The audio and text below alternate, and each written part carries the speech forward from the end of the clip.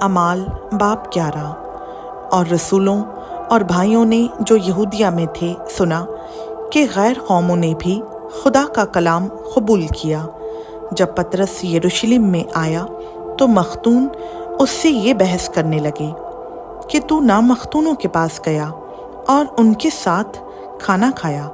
पतरस ने शुरू से वो अमर तरतीबवार उनसे बयान किया कि मैं याफा शहर में दुआ कर रहा था और बेखुदी की हालत में एक रोया देखी कि कोई चीज़ बड़ी चादर की तरह चारों कोनों से लटकती हुई आसमान से उतरकर मुझ तक आई। उस पर जब मैंने गौर से नज़र की तो ज़मीन के चौपाए और जंगली जानवर और कीड़े मकोड़े और हवा के परिंदे देखे और ये आवाज़ भी सुनी कि ए पतरस उठ, ज़िबा कर और खा। लेकिन मैंने कहा, ए खुदावंद, हरगिज़ नहीं, क्योंकि कभी कोई हराम या नापाक चीज़ मेरे मुंह में नहीं गई। इसके जवाब में दूसरी बार आसमान से आवाज़ आई कि जिनको खुदा ने पाक ठहराया है तू उन्हें हराम ना कह। 3 बार ऐसा ही हुआ। फिर वो सब चीज़ें आसमान की तरफ खींच ली गईं और देखो उसी दम 3 आदमी जो कैसरिया से मेरे पास भेजे गए थे उस घर के पास आ खड़े हुए जिसमें हम थे। रूह ने मुझसे कहा कि तू बिला इम्तियाज उनके साथ चला जा, और ये 6 भाई भी मेरे साथ हो लिए और हम उस शख्स के घर में दाखिल हुए। उसने हमसे बयान किया कि मैंने फरिश्ता को अपने घर में खड़े हुए देखा, जिसने मुझसे कहा कि याफा में आदमी भेजकर शमौन को बुलवा ले, जो पतरस कहलाता है। वो तुझसे ऐसी बातें कहेगा जिनसे तू और तेरा सारा घराना निजात पाएगा। जब मैं कलाम करने लगा तो रूहुल कुदस उन पर इस तरह नाजिल हुआ जिस तरह शुरू में हम पर नाजिल हुआ था, और मुझे खुदावंद की वो बात याद आई जो उसने कही थी कि यूहन्ना ने तो पानी से बपतिस्मा दिया, मगर तुम रूहुल कुदस से बपतिस्मा पाओगे।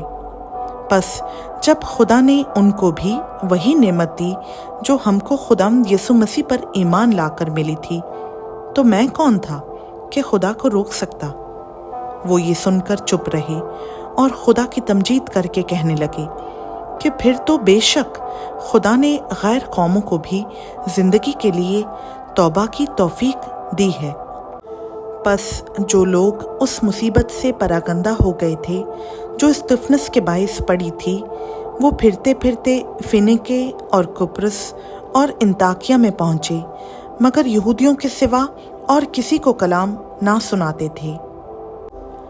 लेकिन उनमें से चंद कुप्रुसी और कुरीनी थे जो इंताकिया में आकर यूनानियों को भी खुदावंद यीशु की खुशखबरी की बातें सुनाने लगे, और खुदावंद का हाथ उन पर था और बहुत से लोग ईमान लाकर खुदावंद की तरफ रुजू हुए।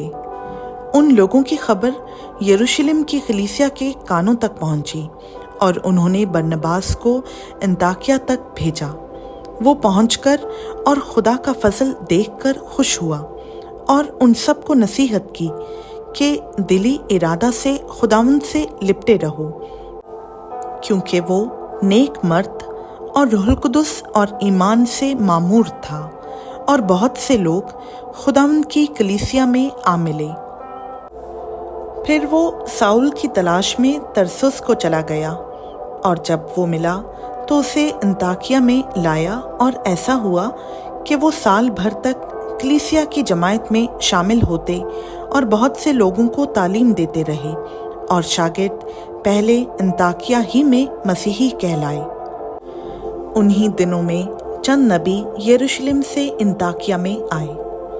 उनमें से एक ने, जिसका नाम अगबुस था, खड़े होकर रूह की हिदायत से जाहिर किया कि तमाम दुनिया में बड़ा काल पड़ेगा, और ये कलौदियुस के अहद में वाक़ हुआ।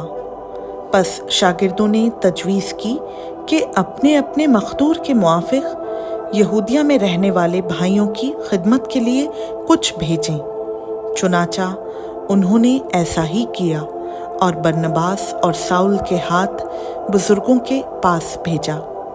खुदावंद का पाक कलाम का पढ़ा, सुना, समझा और कबूल किया जाना हम सबों के लिए बाइस बरकत हो।